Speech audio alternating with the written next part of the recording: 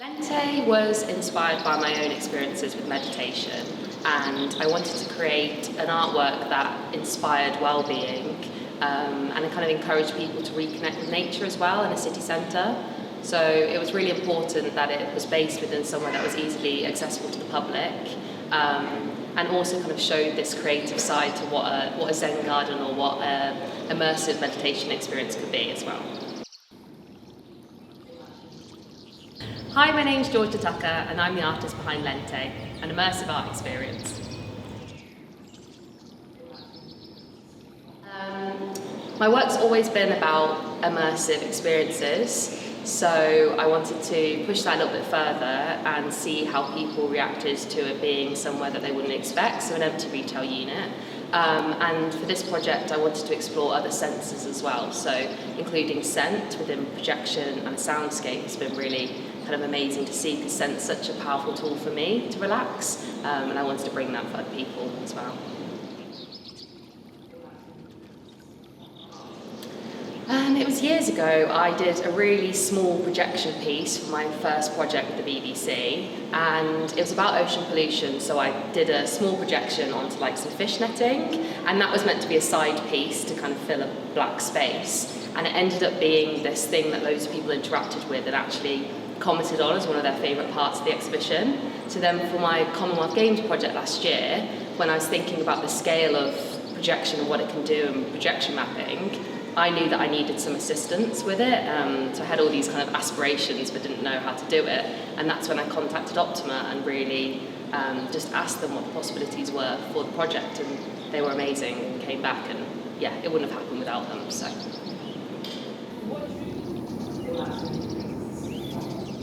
So in this space, there's obviously still image in the projection, and I wanted it to feel like a window, but you get the light and the shadow moving and some small movements that you'd get if you were looking out into a normal kind of, natural space through a window. And I think that makes it feel more real, and people have been able to connect with it more. And then it's amazing when people start to see all the little elements that are moving, or at one point in the projection some water falls down, and just watching it move just makes you feel something, almost like something more than a still image can make you feel. And I think sound elevates that as well, so I think it's the combination of the two.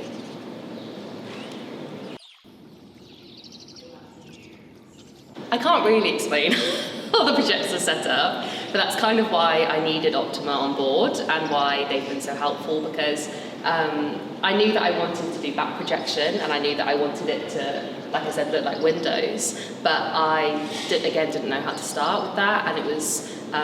really interesting to find out like the scale of that, where the projectors would have to sit, how possible that would be.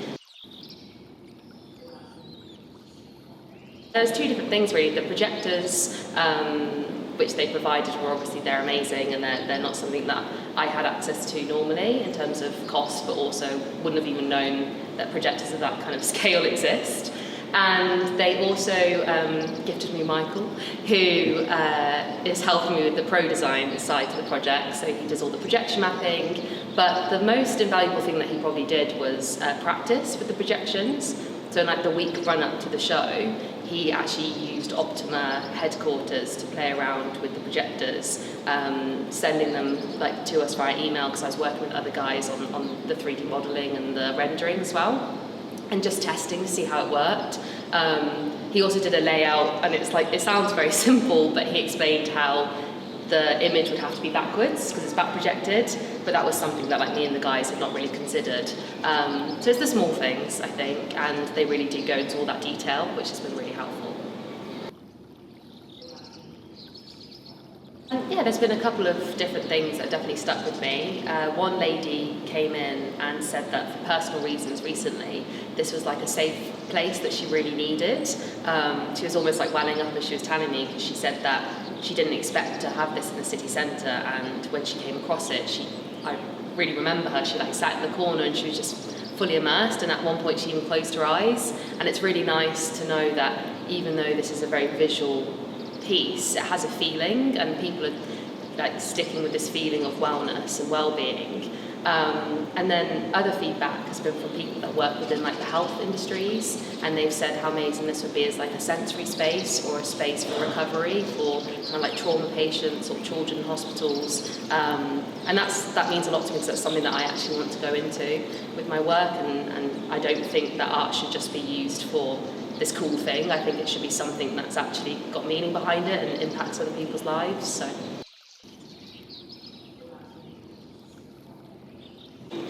Well, actually next month I've got another project with Tatton Park Flower Show. I'm the RHS feature garden, and we're doing a nocturnal pollinators piece which will have a physical garden on the outside and then a